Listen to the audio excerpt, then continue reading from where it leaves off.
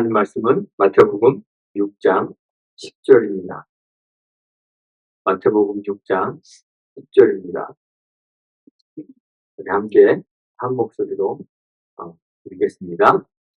나라가 임하시오며 뜻이 하늘에서 이룬 것 같이 땅에서도 이루어지이다. 아멘.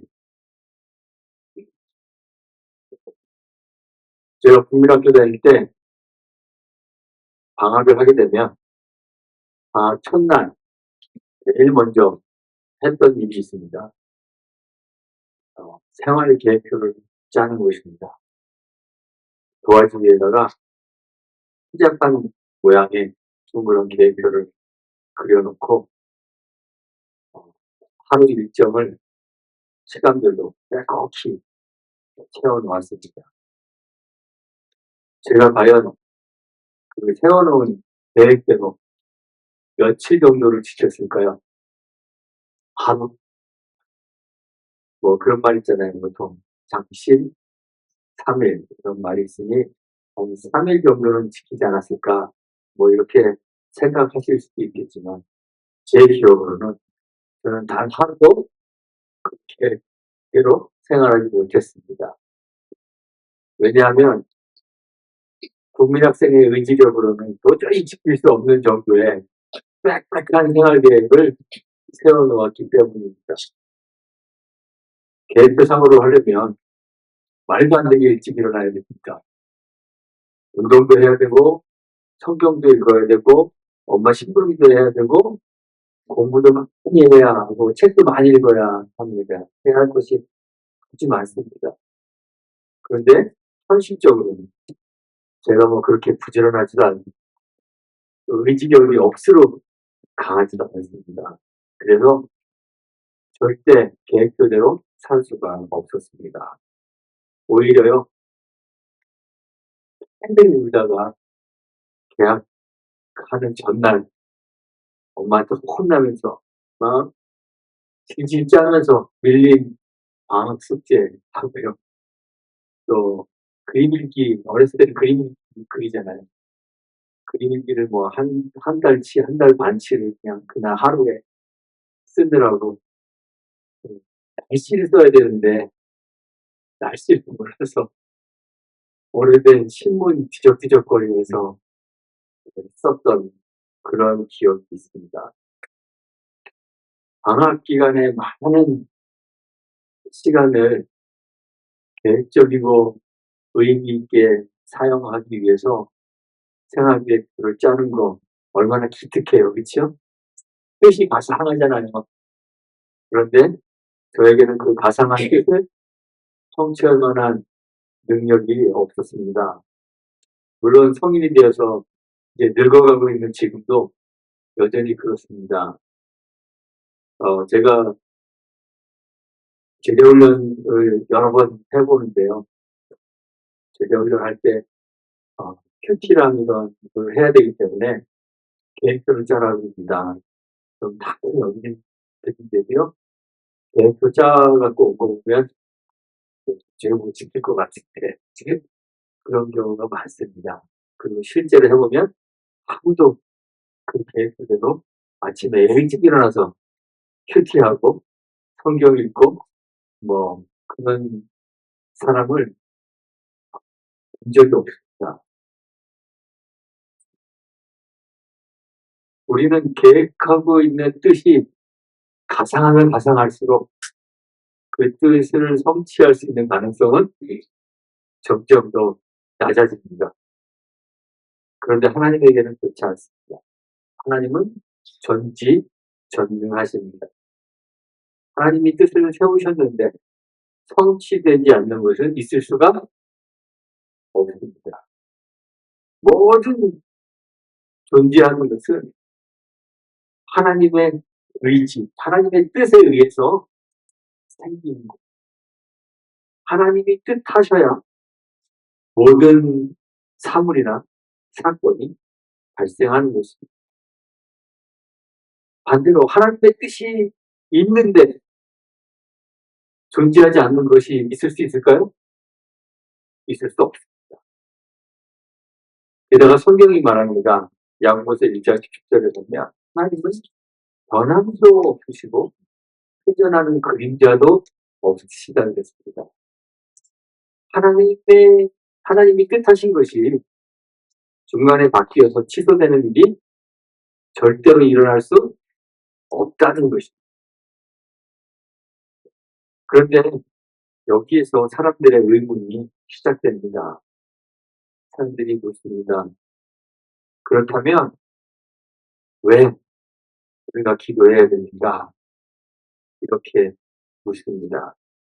우리가 기도해야 할 필요가 어디 있냐고 의문을 품습니다. 모든 것이 하나님의 뜻대로 되는 것이라면, 그리고 우리가 요청해도 하나님의 마음과 뜻을 바꿀 수가 없다면 기도가 무슨 소용이 있냐고 의문을 가지는 것입니다.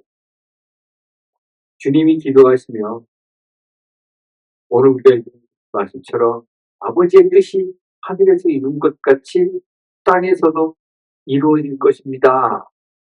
이렇게 기도하라고 주님이 지금 가르치고 계신데, 어차피 하나님의 뜻이 하늘과 땅에서 그냥 다 이루어지는 것이란다. 우리가 구하는 것이 도대체 무슨 소용이 있냐고, 아무 소용이 없어 보인다고 그렇게 의문을 가지는 것입니다. 그런데 이런 의문은 대개 하나님의 뜻에 대한 우리의 오해에서 비롯됩니다.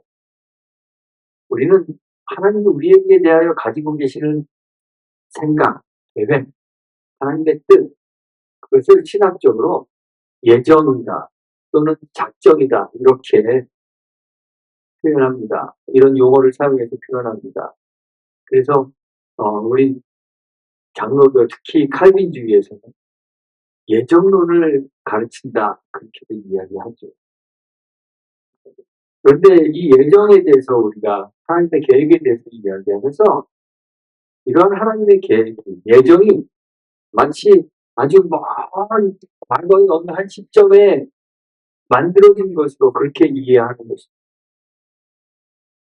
그래서 어떤 사건이 발생하기 훨씬 전에 이미 하나님의 뜻이 결정되어 있었고, 그 결정된 하나님의 뜻이 미래에 어느 시점에 그대로 성취되는 것, 그것을 예정과 작정이다, 하나님의 뜻이다 이렇게 이해하고 있는 것입니다. 그런데 이런 우리의 하나님의 뜻에 대한 이해는 하나님의 예정이 영원 안에서 이루어졌다는 사실을 간과하기 때문에 발생하는 그러한 생각입니다. 예수님께서 마태복음 22장 32절에서 하나님을 아브라함의 하나님, 이삭의 하나님, 야곱의 하나님이다 이렇게 말씀하시면서 하나님은 죽은 자의 하나님이 아니요 살아있는 자의 하나님이십니다. 이렇게 이야기하셨습니다.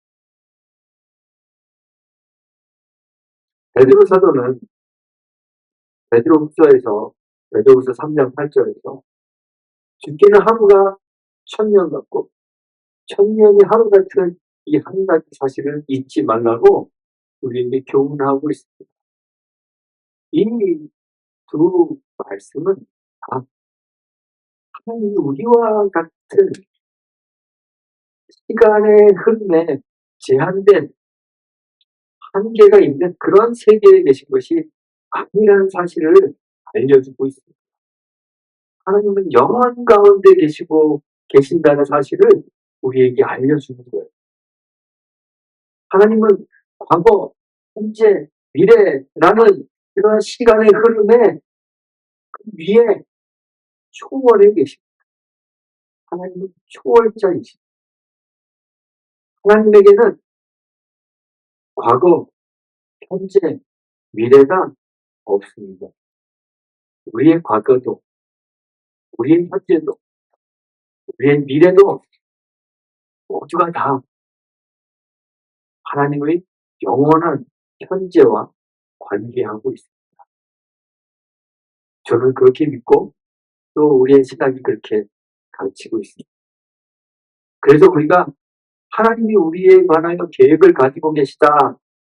하나님이 우리의 삶에 대해서, 세계에 대해서 예정하시고 작정하셨다라고 얘기할 때 그 작정과 예정이 시간 안에 있는 과거의 어느 한 시점에 발생한 일에 관하여 말하는 것이 아니라는 말입니다. 하나님의 영원한 현재 안에서 발생하고 있는 일임을 우리가 알아야 됩니다. 어렵죠? 정말 어렵습니다. 저는 기도를 제가 정의하는 거 여러분들 아시잖아요. 하나님이 우리 가운데 오심입니다. 이렇게 정의하는 걸 좀 좋아합니다. 이 말이 의미하는 것이 무엇이냐면, 기도는 영원 가운데 거하시는 하나님이 시간의 한계 안에 살고 있는 우리 가운데로 오시고, 그러므로 우리는 기도할 때마다 우리의 삶을 계획하고 계시는 그 하나님의 영원한 현재와 관계하십니다. 그래서 우리가 기도합니다. 우리는 이미 우리의 운명이 결정되어 있다는 운명론을 거부합니다. 영원에서 우리에 대하여 계획을 가지고 계시는 하나님의 예정을 받아들입니다. 그 믿음이 기도로 증명되는 것입니다. 기도하면서, 기도란 우리의 삶을 계획하시는 그 하나님의 계획에 동참하는 아주 중요한 역사적 사건이 되는 거예요. 하나님의 뜻은 두 가지로 구분될 수 있습니다. 하나는 감추어진 하나님의 뜻이고, 하나는 밝혀진 하나님의 뜻입니다. 우리는 본래 하나님을 이해하거나 알 수가 없어요. 왜냐하면 하나님은 우리의 이성, 우리의 한계를 초월해 계시는 분이기 때문에 그래요. 우리는 하나님을 알 수 있는 방법이 없습니다. 하나님은 본래 감추어진 분이십니다. 그래서 하나님의 뜻은 본래 비밀입니다. 감추어진 비밀입니다. 우리는 하나님에 대하여 모르는 것 투성이입니다. 하나님이 왜 온갖 불편을 감수하시면서까지 이 세상과 우리를 창조하셨는지 아는 사람이 없습니다. 알 수가 없습니다. 우리는 그 이유를 아는 방법이 없습니다. 하나님이 왜 우리를 사랑하시는지 우리는 알지 못합니다. 왜 우리를 사랑하셔서 우리를 구원하시는지 알 수 없습니다. 우리는 내일 우리의 삶에 어떠한 일이 일어날지도 알지 못합니다.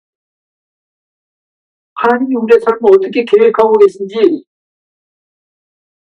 알지 못하는 거예요. 우리가 자라면서 학교 가야 되잖아요. 어떤 학교를 선택하여 다니는 것이 하나님의 뜻인지 우리는 알지를 못해요. 아니, 그 이전에 학교를 가야 하는지 말아야 하는지, 가는 것이 하나님의 뜻인지 마는 것이 하나님의 뜻인지도 알지 못해요. 직업을 선택해야 할 때 어떤 직업을 선택해야 하는지, 어떤 것이 하나님의 뜻인지 우리는 알 수가 없습니다. 결혼해야 되는데 누구랑 결혼하는 것이 하나님의 뜻인지 알지 못합니다. 그래서 사람들이 점집 같은 데 찾아가잖아요. 뭐 예언하는 권사님 찾아가도 예언하시는 분들은 다 권사님들이신 경우도 있어요. 예언하는 권사님들이 막 찾아가잖아요. 내가 사업을 해야 되는데 무슨 사업을 해야 되는지 하나님이 우리에게 알려주지 않으십니다. 그것도 사기입니다.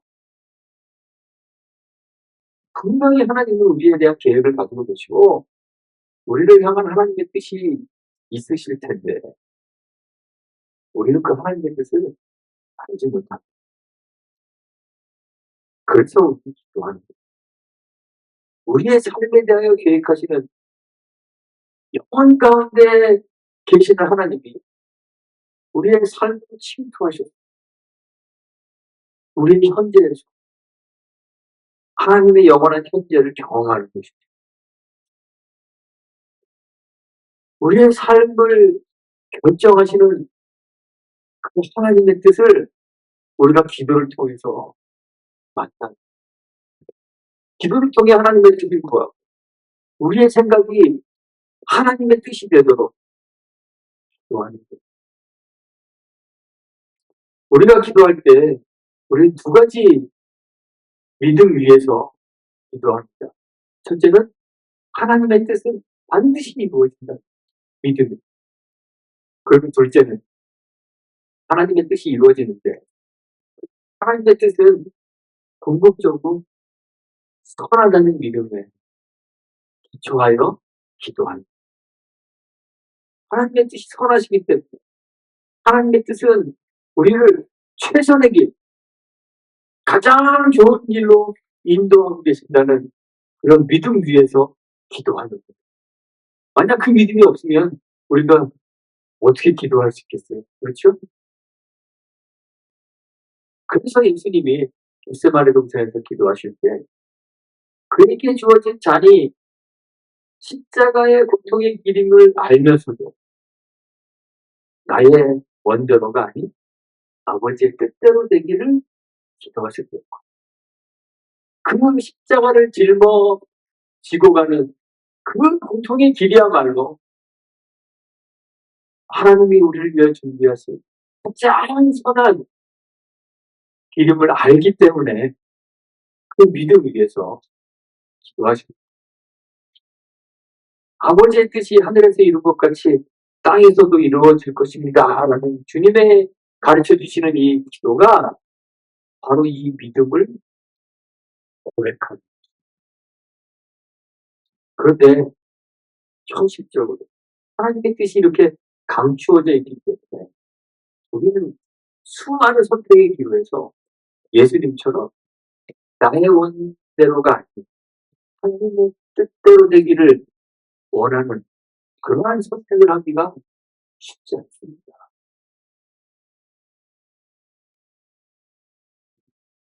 예수님은 십자가를 짊어지고 가는 것이 하나님의 뜻인 줄을 잘 아셨잖아요.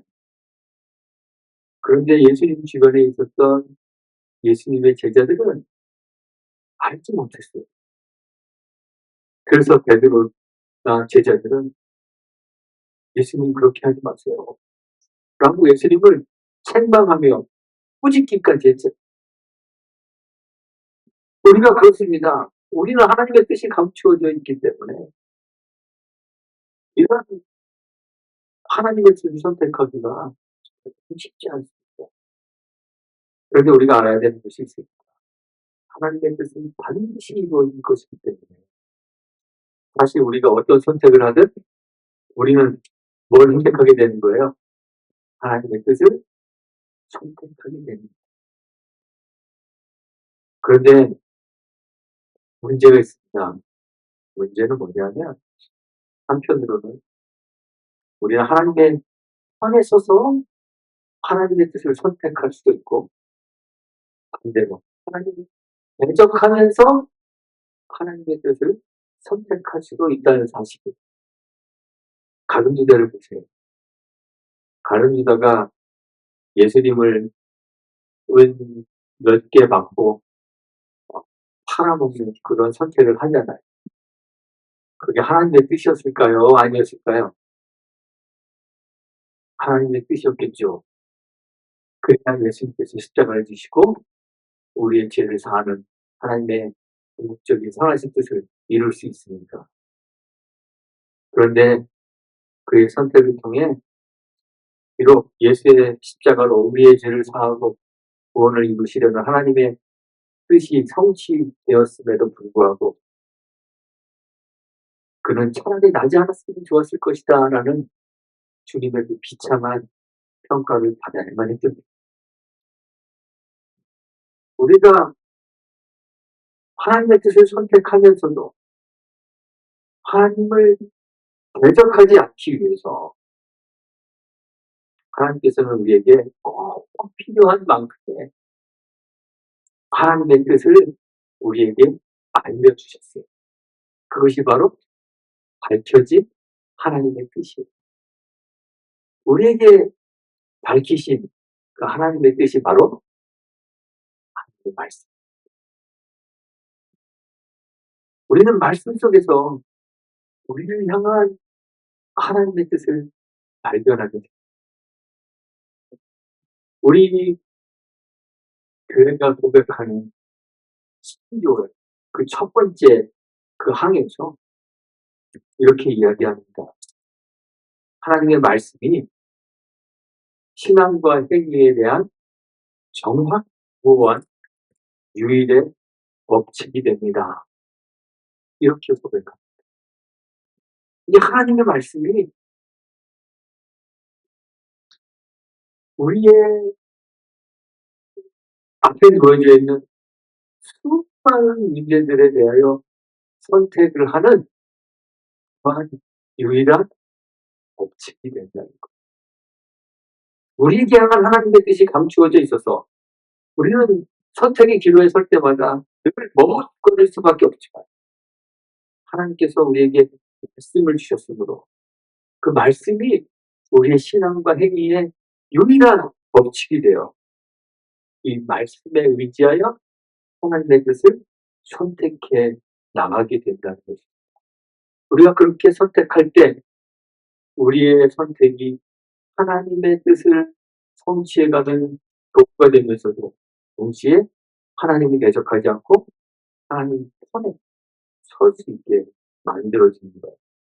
그래서 예수님께서 뜻이 하늘에서 이룬 것 같이 땅에서도 이루어지라 기도할 때 우리는 하나님의 선하신 뜻이 반드시 이루어질 것이라는 이 믿음의 고백을 하는 것과 동시에 하나님의 말씀에 전적으로 순종하여 이 말씀이 요구하는 대로 선택하고 살아가겠습니다.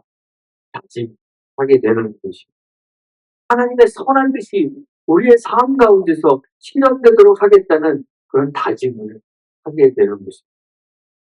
이렇게 하나님의 뜻이 우리의 삶에서 실천되는 것이 뭐랑 비슷하냐면 하나님의 다스림이 우리 가운데 실현되는 것과 사실은 동일한 의미를 가집니다. 그래서 오늘 우리가 살펴보고 있는 이 뜻이 하늘에서 이룬 것 같이 땅에서도 이루어지다라는 이 기도의 청원은 바로 앞에 나오는 나가 임하오시며 라는 그 앞에 청원과 사실은 같은 내용입니다. 우리가 이렇게 청원함으로써 하나님 나라가 우리 가운데 임하게 되는 것이고 그것이 증거되는 것이라는 사실입니다.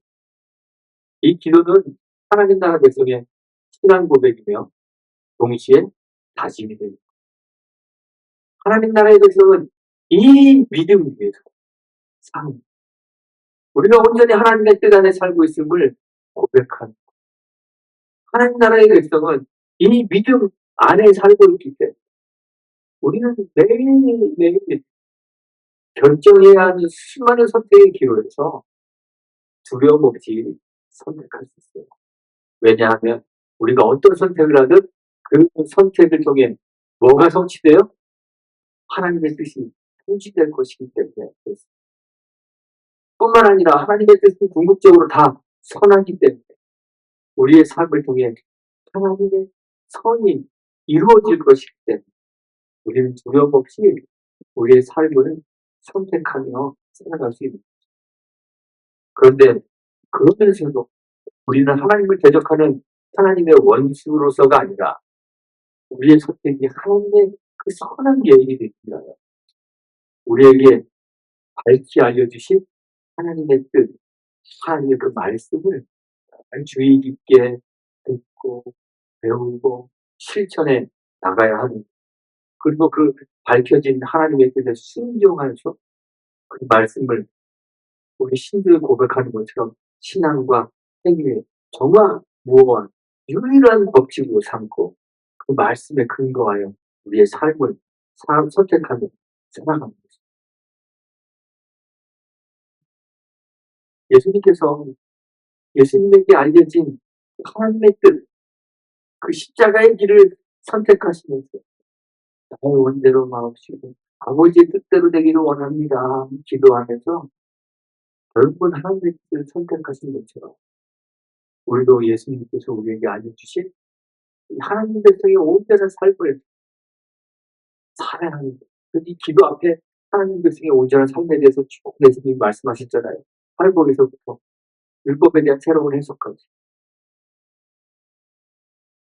그 주님이 알려주신 하나님 백성의 온전한 삶을 우리가 살면서 그 삶을 통해서 그러한 삶이 사실은 이 세상에서 우리를 힘들게도 하고 고난을 겪게도 만들 것이지만 그런데도 불구하고 하나님의 뜻이 땅에서도 이루어질 것입니다. 라는 그 믿음의 고백을 하며 우리는 그 고난의 길을 묵묵히 걸어가야 한다고 지금 이 기도가 우리에게 가르쳐주고 있는 것입니다. 제가 설교에서 자주 인용하는 시편이 있습니다. 시편 23편. 여러분 다 좋아하시고 잘 아시는 시편이잖아요. 여호와는 나의 목자시니 내가 부족함이 없습니다. 여호와가 나의 목자라는 것은 여호와께서 우리에게 대한 계획과 뜻을 가지고 계신다는 그런 이야기예요. 그 계획이 선해요. 하나님은 나를 푸른 풀밭에 누우실 것이고 쉴만한 물가로 인도하실 것입니다. 그가 우리의 영혼을 소생시키실 것입니다. 우리를 의의 길로 인도하실 것입니다. 하나님의 뜻은 선합니다. 그 선한 하나님의 뜻이 반드시 이루어질 것입니다. 그런데 그러한 선하신 하나님의 뜻을 성취하는 과정에서 우리는 사망의 음침한 골짜기를 다녀야 할 것입니다. 주의 인도에 따라 사는 것이 힘들다. 그래서 때로는 주의 뜻이 아니라 우리 욕망에 따라 결정하고 싶은 그런 생각이 불현듯 일어날 것입니다. 우리는 사망의 음침한 골짜기를 다녀야 합니다. 그런데 그럼에도 불구하고 우리는 두려워하지 않습니다. 왜냐하면 그것을 통해서도 무엇이 이루어져요? 하나님의 뜻이 반드시 이루어질 것이기 때문입니다. 우리의 삶이 하나님의 뜻 안에 있기 때문입니다. 주께서 우리와 함께 하실 것입니다.